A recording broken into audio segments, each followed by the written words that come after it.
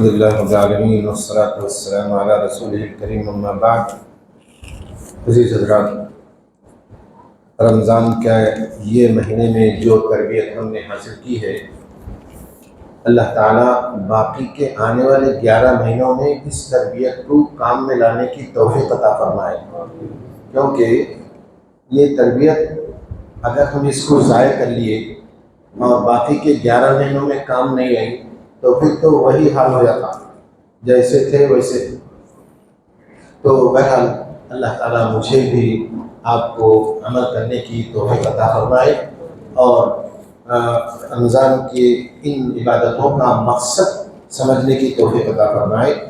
آج انشاءاللہ ایک چھوٹی سی حدیث 1 سطر کی آپ کے سامنے میں پیش کرنا چاہتا ہوں. یہ جو ہے جامع صحیح کی حدیث ہے.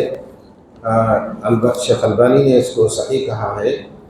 حدیث اس طرح سے ہے: ان اللہ قال رسول اللہ صلی اللہ علیہ وسلم ان اللہ یبغض كل جعذری جواز سخاب بالاسواق جیفة باللیل حمار بالنہار عارف بامر الدنیا جاہل بامر الآخرہ.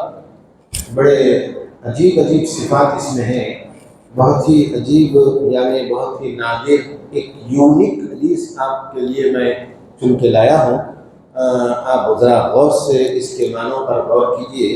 اللہ تعالیٰ فرماتا ہے، اللہ کے نبی رسول اللہ صلی اللہ علیہ وسلم فرماتے ہیں ان اللہ، یقیناً اللہ تعالیٰ، اس میں کوئی شک نہیں ہے، اللہ تعالیٰ ناپسند کرتا ہے. یبغض ایک ہے عربی میں کراہت، کاف راہا ایک لفظ ہے، اس کے معنی ناپسند کرنا. یبغض تو شدید ناپسند کرنا، بغض با غین ضاد، اس کے معنی بھی شدید ناپسند کرنا. اللہ تعالیٰ شدید ناپسند کرتا ہے کس کو؟ کل جعذری، جعذری کس کو بولتے ہیں؟ ایسا شخص جو مال بہت جمع کرتا ہو، پیسہ، یعنی ہر وقت اس کی فکر یہ ہوتی ہے کہ پیسہ آ جائے میری جوڑی میں، چاہے حرام کا ہو یا حلال کا ہو، کہیں کا بھی ہو کسی کا بھی ہو، کہیں کا بھی ہو کسی کا بھی ہو، میری جھولی میں آ جائے، میرے جیب میں آ جائے پیسہ. اس کو کہتے ہیں جموع، یعنی جمع کرنا. اچھا، جعذری کے معنی جموع، جمع کرنا، خوب جمع کرنے والا.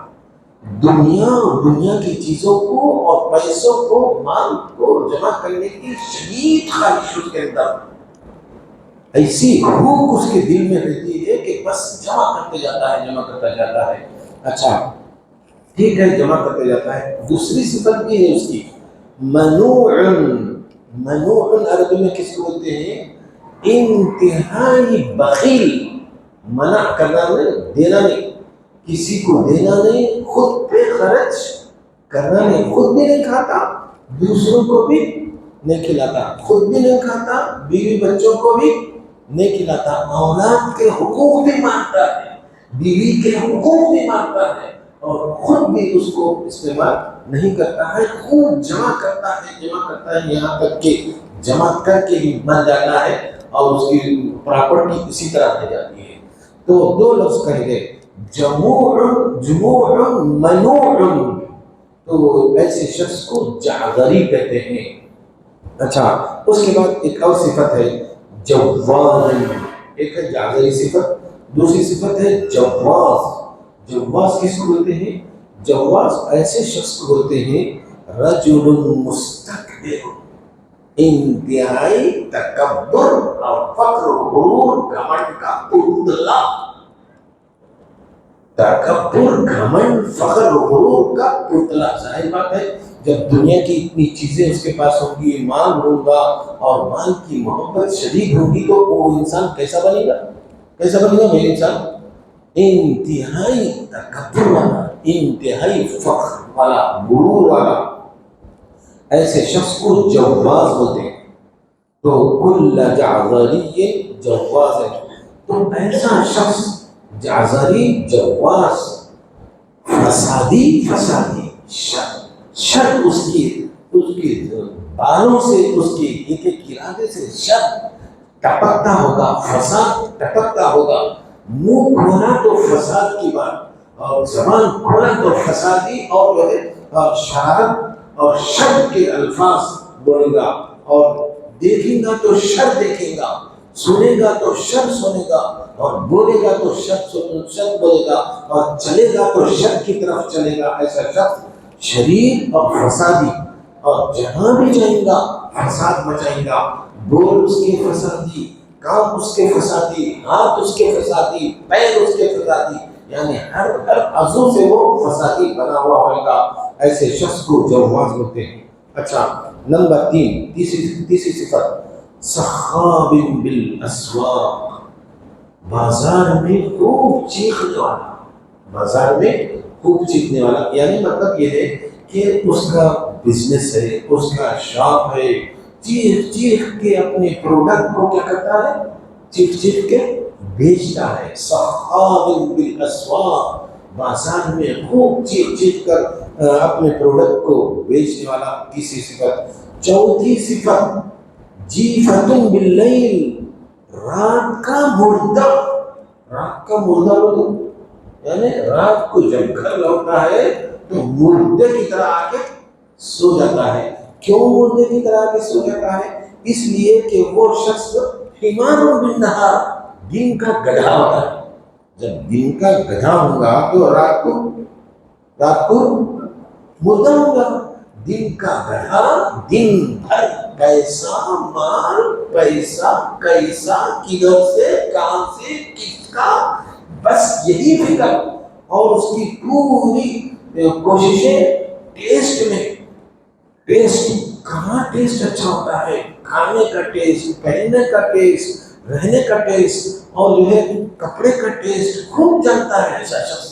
ٹیسٹ یعنی زندگی ملذات اور شہوات اور ملذات کے پیچھے دوڑنے والا، گھوڑے کی طرح دوڑنے والا، ہر وہ چیز جس میں ٹیسٹ ہو اس کے پیچھے نہیں بھاگتا۔ ہر وہ چیز جہاں جو ہے لذت ہو، ٹیسٹ ہو، لذت ہو، ہر وہ چیز جو کہ شہوت، اس کی شہوت کو پوری کرتا ہو تو اس کے پیچھے جانا اور اس کا غلام بن جانا۔ شہوت کا غلام، لذت کا غلام، ٹیسٹ کا غلام، ایسا شخص تو اس کو کہتے ہیں جیفۃ باللیل حمار بالنہار، رات کا مردہ اور دن کا گدھا۔ اچھا، اور ایک صفت ہے عارف بامر الدنیا، دنیا کو خوب اچھا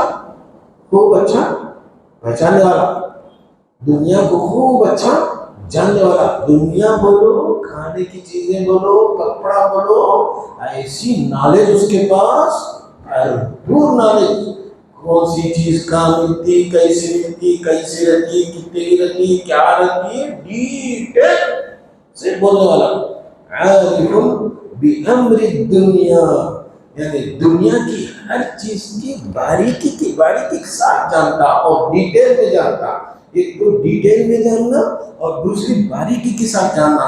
عارف بامر الدنیا۔ اب آخری صفت ہے جاہل بامر الآخرہ، آخرت بولو بھولا، نہیں معلوم، پورے کام کر لینا، گناہ کے پورے کام کر لینا، بھولا پاشا، بھولا بن جاتا، نہیں معلوم میرے کو، مجھ کو نہیں معلوم۔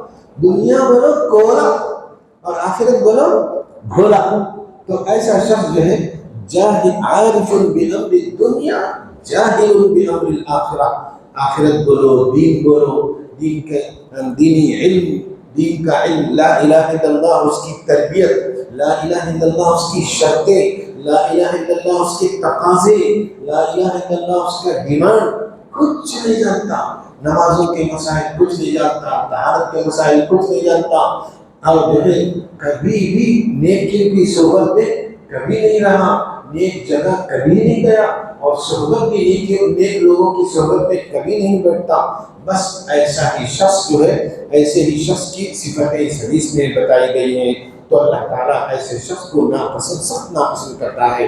جعفری، جواز، سخاب بالاسواق، जीफत बिल्लैल हिमार बिन्नहार आरिफ बिअम्र दुनिया जाहिल बिअम्र आखिरह। 7 सिफतें हैं इस हदीस में। 7 सिफतों वाला ऐसा शख्स इंतहाई अल्लाह को नापसंद है। अल्लाह ताला मुझे भी आपको इन तमाम सिफतों से बचने की तौफीक अता फरमाए।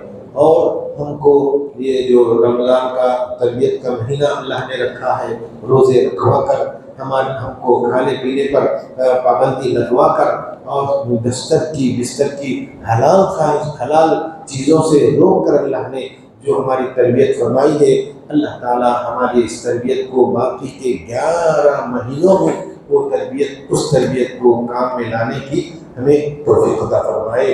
क्योंकि नेकी के कबूल होने की पहचान कैसी है?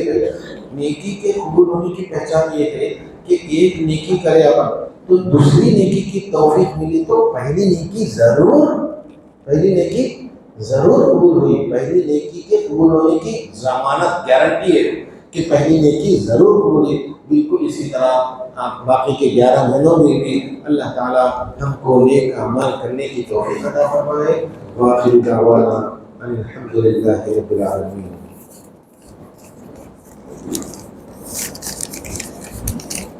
कुछ सवालात हैं। बगैर होठ हिलाए नमाज पढ़ना कैसा है? बगैर होठ हिलाए नमाज नहीं पढ़ना चाहिए।